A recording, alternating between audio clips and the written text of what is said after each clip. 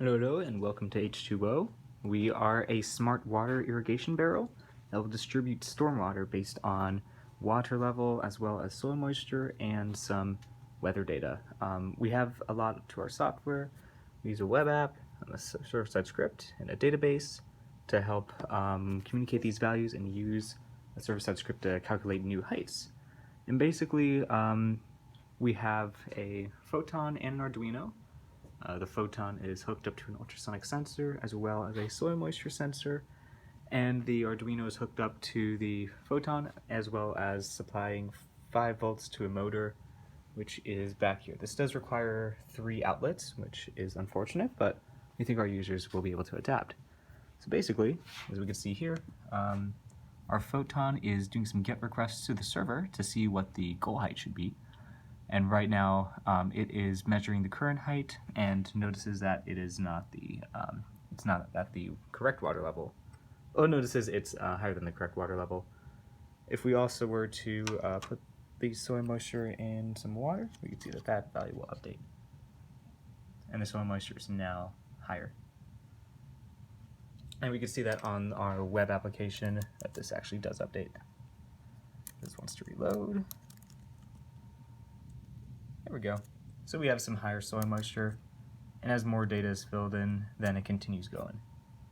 This also updates in the database, which is InfluxDB. We can see that we have some values with higher soil moisture pretty recently.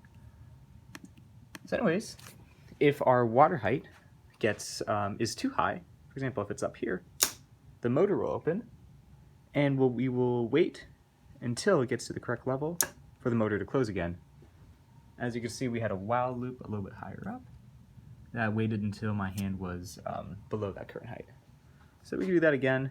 You can see that our motor is open and then closes. We also have a server-side script which will analyze the weather. And if we run this, that's not it. There we go. If we run this, we can see that this updates it to a new height based on what the last current height was and based on weather. So it subtracted a little bit because actually there was no rain in the next week, so it subtracted just a small amount because it saw that the soil was dry. And we can see that the motor is open right now, well closed. But if we were to move this guy a little bit higher up, it takes a little bit long. It's a little bit harder for it to actually close the valve. So if we were to move this a little bit lower down, I don't know how it's going to work. That should close the valve forever. And yeah, and yep, the current height is not at the new height. If we were to update this again, it bases the new stuff on the current height, and we'll update that. So therefore the water needs a little bit more to get down.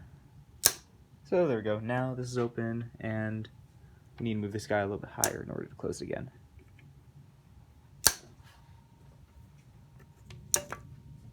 And yeah. There we go, that's closed. So we can also run this script. If the script runs while the soil moisture is pretty high, as we can tell, our soil moisture is very high now.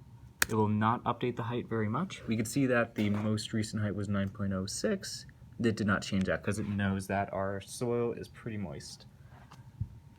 And additionally, that reflects on our web application. And we could see that our height over time on the water barrel has decreased. The user can also show a very long history of this. So if they were to go to this URL, show slash like 100 for example, they could see the data in a long, with a long history. So let's close that and reopen it. And then we'll go to show 100. There we go. Here's the soil moisture from a long time ago, and the water level also from a long time ago. And yeah, the user can also do a post request on the actual server. They can enter a new height, such as 5. And now we can see that our this guy is getting 5 as the new height. So therefore, if our water level's up here, it's pretty easy to get down to what we expect. So yeah, we can also update that value again with our script. and now that changed to 9 because our most recent height was actually 9. And now updated here, and yeah, it's also updated in our InfluxDB database.